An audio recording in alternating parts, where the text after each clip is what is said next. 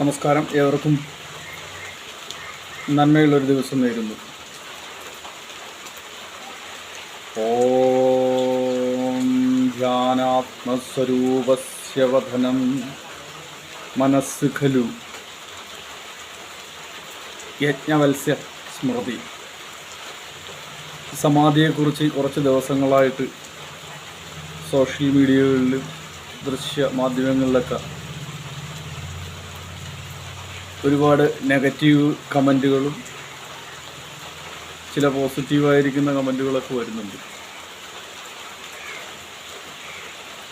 പലരും ധരിച്ചിരിക്കുന്നത് പ്രാർത്ഥനയാണ് ധ്യാനം എന്നുള്ളതാണ്. ഒരിക്കലുമല്ല. പ്രാർത്ഥന എന്ന് പറയുന്നത് ഈശ്വരനോട് അപേക്ഷിക്കുകയാണ്. ധ്യാനം എന്ന് പറയുന്നത് അപേക്ഷയല്ല. അവിടെ ഈശ്വരനുമില്ല. അവിടെ പരമമായിരിക്കുന്ന ബ്രഹ്മം, അതുമാത്രമേ ഉള്ളൂ.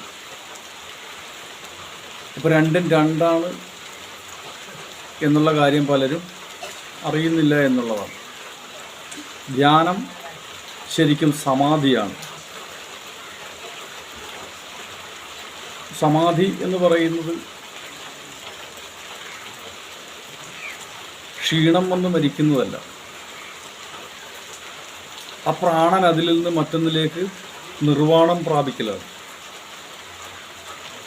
അവസാനമായിരിക്കുന്ന ഒന്നല്ല. അമരത്വത്തിലേക്ക് കൂട്ടിക്കൊണ്ടുപോവുകയാണ് സമാധി എന്ന് പറയുന്നത്. സമുദ്രത്തിലെ ഒരു തുള്ളി ജലം ഒരിക്കലും തിരിച്ചു വരുവാനോ വേറുപെട്ടു പോകുവാനോ കഴിയില്ല. സഹസ്രാര ആജ്ഞാചക്രത്തിൽ നിന്നും സഹസ്രാര പത്മത്തിലെത്തിക്കഴിഞ്ഞാൽ സമാധിയായി.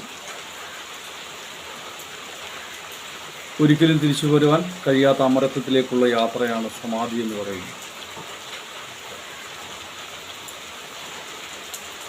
പരമമായിരിക്കുന്ന യോഗ അവസ്ഥ, യോഗ ഒരുപാട് തലങ്ങളിലുണ്ട്, ഒരുപാട് തലത്തിലുണ്ട്, ഒരുപാട് ആസനങ്ങളുണ്ട്, അനവധി ധ്യാന സമ്പ്രദായത്തിലുള്ള പ്രാണായാമങ്ങളുണ്ട്. അപ്പോൾ ഇതിനെ തെറ്റായ രീതിയിലാണ് പലരും കാണുന്നതെന്നുള്ളത്. അതറിയാവുന്നവർ ഒരിക്കലും അതിനെ തള്ളിപ്പറയുകയില്ല. ധ്യാനം ഒരിക്കലും ഒരു മരണമല്ല. ധ്യാനം സമാധിയാണ്. പരമമായിരിക്കുന്ന ബ്രഹ്മത്തിൽ അലിഞ്ഞു ചേരുകയെന്ന് ഒരിക്കലും തിരിച്ചു വരുവാനോ വേർപെട്ട് പോകുവാനോ കഴിയുകയില്ല. അതാണ് സമാധി, മഹാസമാധി. ഏവർക്കും നല്ലത് വരട്ടെ എന്ന് പ്രാർത്ഥിക്കുന്നു. നമഃശിവായ. ശംഭോ മഹാദേവായ നമ. തിരുനീലിയമ്മയും സർവ്വപടിമാന മക്കളും നിങ്ങൾക്കും നിങ്ങളുടെ കുടുംബത്തിനും സർവ്വാഷ്ടൈശ്വര്യ അഭിവൃദ്ധി നൽകുമാറാകട്ടെ.